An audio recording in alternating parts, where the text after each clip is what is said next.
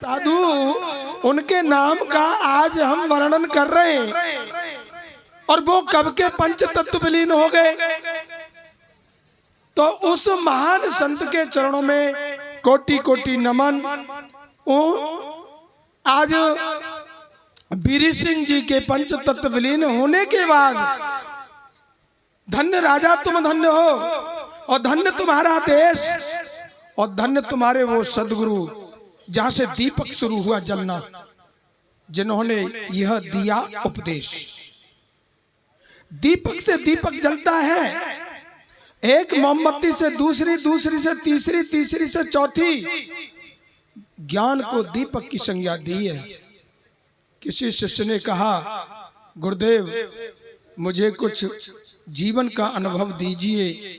मैंने जब रामचरितमानस पढ़ी तो राम की महिमा, गीता पढ़ी तो कृष्ण की महिमा, मैंने गोरख पुराण पढ़ा तो गोरख की महिमा, बाइबल पढ़ी तो ईसा मसीह, कुरान पढ़ा तो मोहम्मद साहब, अल्लाह, और अनेक ग्रंथों में व्यक्तिगत पर्सनल रेस्पेक्ट है, लेकिन यूनिवर्सल रेस्पेक्ट मुझे कहीं दिखाई नहीं देता।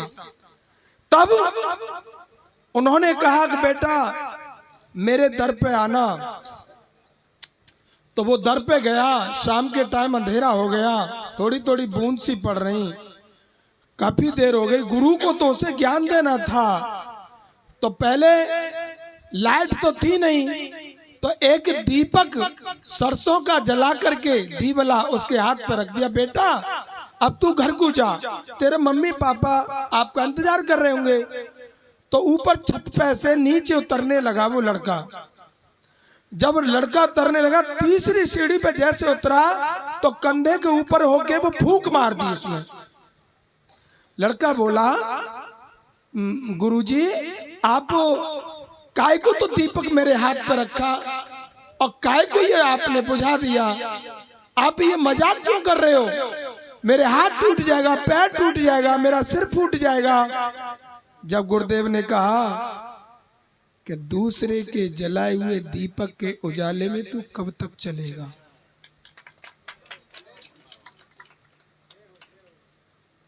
हम तुम दूसरों के भजन गाते हैं, और जब यदि कभी ये पूछा जाए कि तेरे पास क्या है, हम दूसरों के भजन गाते हैं, दूसरों की वाणी कहते हैं।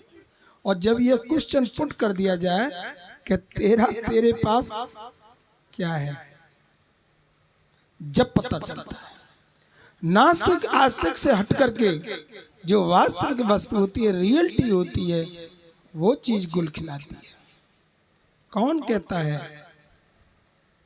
कहता है कि माया सवारी करती है मनुष्य की? अरे मनुष्य तो माया की सवारी करता है, बशर्ते सवारी करने की तुझ में कला तो होनी चाहिए। पैसे की कभी साधु के पास तंगी नहीं होती है। जहां चाहे डमरू बजाए, वहीं माया को नचाए।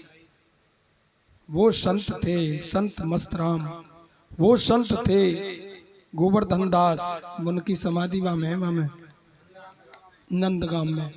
वो संत थे स्वामी ब्रह्मानंद। हम उनके चरणों को कोटि कोटि नमन करें। मेरे प्रेमियों, आप यहाँ जितने भी बैठे हैं, और इसमें बड़े बड़े विद्वान और सज्जन पुरुष बैठे हैं, लाइन दो हैं, एक श्रवण और एक स्वर्ण। हम श्रवण कल्चर के बंदे हैं। जहां से शुरुआत होती है, सबसे पहला दीपक हमारा शुरू हुआ था गौतम बुद्ध भगवान और जिसने हमको ये ज्ञान दिया। गौतम बुद्ध ने, स्वामी विवेकानंद बेशक हिंदू धर्म के फॉलोवर थे, बट दी वेरियर सेंट नामक एपिक्स में ये लिखा है कि I salute him.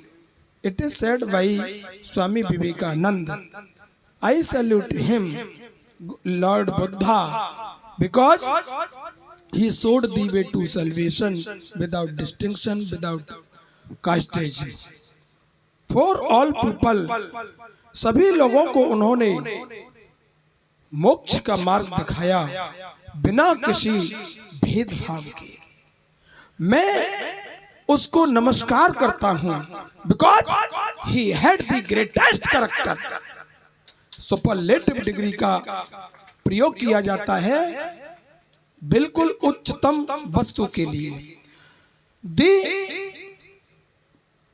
Spiritual teacher is more great than parents because parents give us human body while teacher makes our mind।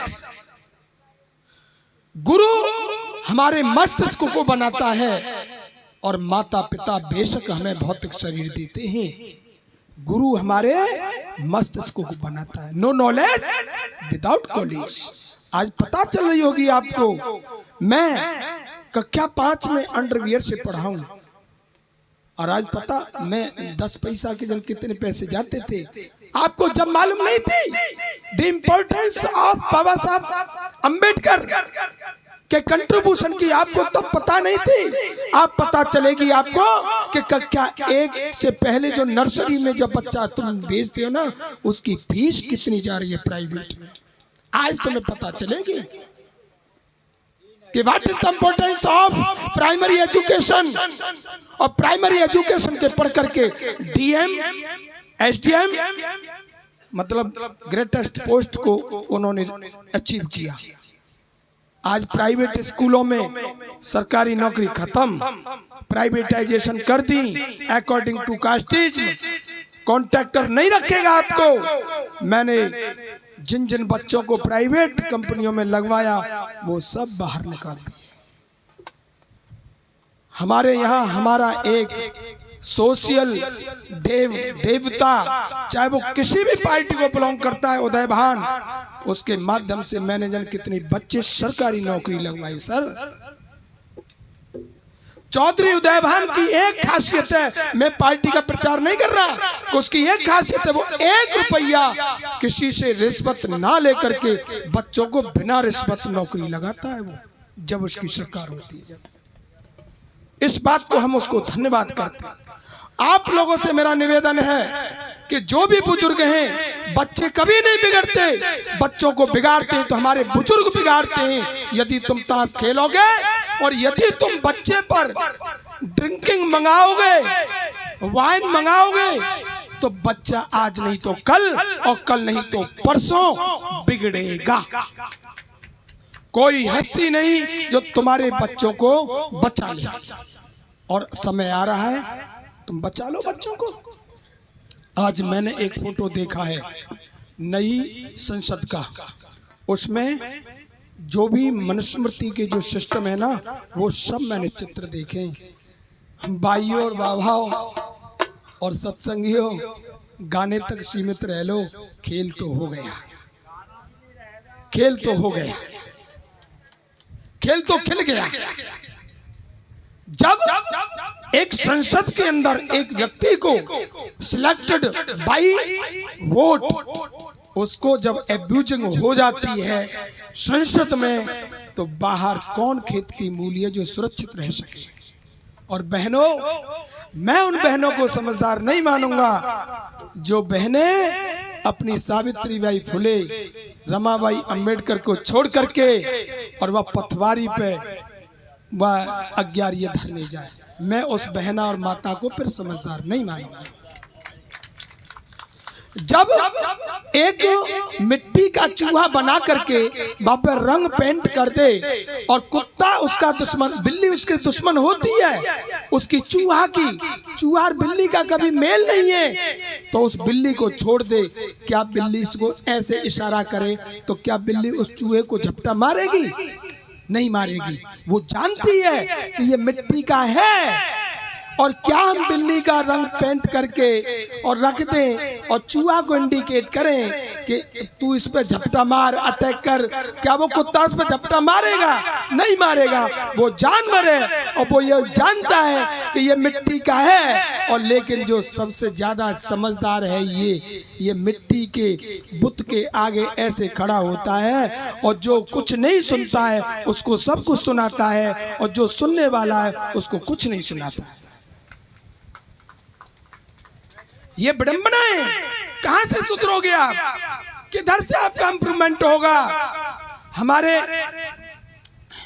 कुछ महात्माओं की तरफ लोग कमेंट कर जाते हैं, अब ये बेचारे अनपढ़ महात्मा हैं, ये आपके आश्रमों को घेरे पड़े।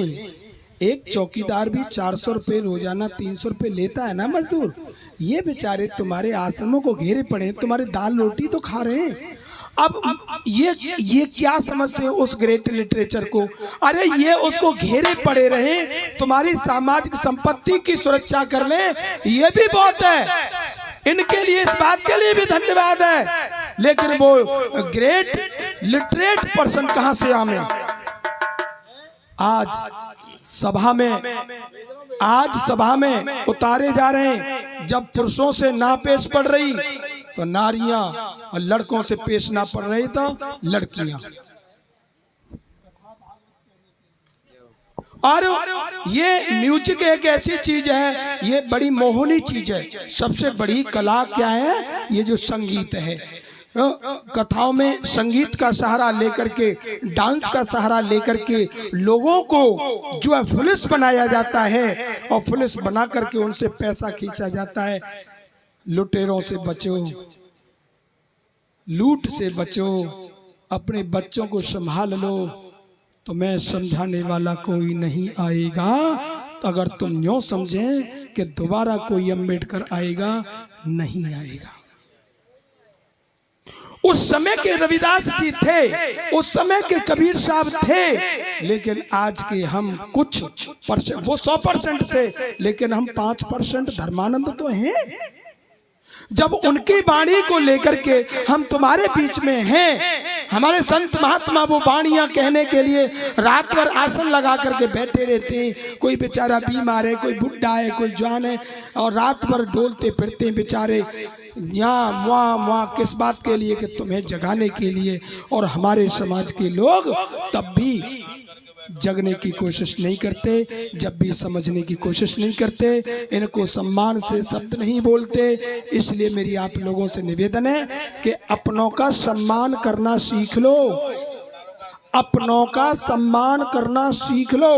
चाहे वो पिता है, चाची है, ताई है, संत है, महात्मा है, बनते हैं। दइए शांति कबीर बैठी है, इसके लिए भी कोटि कोटि नमन, जो इतना त्याग करके मेहनत कर रही है। हम आप लोगों के बीच में सन 92 के घर से निकले हैं, और प्रथम स्कूल हमने बिदौनी में खोला, और 10वीं पास करके महात्मा हो गए। और उसके बाद हमने मथुरा में आपके में 12th BA MA LLB education हमने यही भेष में ली, बच्चे पढ़ा करके। आप लोगों से हम एक निवेदन करेंगे कि भाई ये तो परिवार सुधरो भयो है ही है, और या परिवार के खर्चा से जो व्यक्ति सुन रहे हो, भाई असली बाप के बेटे, असली बाप कौन सा है तुम्हारा? असली बाप है संत रविदास और बाबा साहब भीमराव अंबेडकर, ज्योतिबा फुले, संत कबीर साहब, ये तुम्हारे असली बाप हैं। ये तुम्हारी गाइडलाइन है, और जो इस गाइडलाइन को छोड़ के इधर जाएगा वो व्यक्ति कभी सुख नहीं पाएगा। अगर स्वामी और मालिक बनना चाहते हो तो संत कबीर, संत रविदास और बाबा साहब गाड के, नारायण पेरिया रामास्वामी, बिरसा मुंडा, रामस्वरूप वर्मा, ललित सिंह यादव, मान्यवर काशीराम, इस गाइडलाइन पे चलो और लिटरेचर स्टडी करो। और जब तक तुम पढ़ोगे नहीं, दूसरे को तुम जवाब नहीं दे सकते। हमारे ऊपर 3 बार FIR हो चुकी है इसी बात के लिए कि अगेंस्ट मनुवाद के जब हम मंच से बोले हमारे खिलाफ। और हमारे कुछ महात्मा ऐसे हैं जो हमारे बारे में तारी दे के हंसते थे जब हम पे FIR हुई थी। कुछ महात्मा तो ऐसे थे। तो अब वो अनपढ़ हैं, उनकी गलती ना है बेचारे, उनकी गलती नहीं है, क्यों? वो अनपढ़ हैं, वो उन्हें अभी होश नहीं है। RSS तुम्हारे घरों तक आ चुका है, समझ जाओ, बच लो अगर तुम्हें बचना है। आदेश किया जा रहा है कि चर्चों में और मस्जिदों में जाओ, मोहन भागवत कह रहा है कि चर्चों में और मस्जिदों में जाओ। इसलिए मेरे प्रेमियों, निखालस खंजरी से काम ना चलेगा, निखालस खंजरी से काम नहीं चलेगा। संत महात्माओं, वो समय आने वाला है, तुम सबको इकट्ठा होकर के संविधान यात्रा सड़क पर आकर के निकालनी होगी। और जब तक तुम्हारे हाथ में संविधान नहीं होगा ना महात्माओं के में, जिग्रस्ती तुम्हें आगे चल के रोटी भी देना बंद कर देंगे। बोल गुरु महाराज की। हेलो।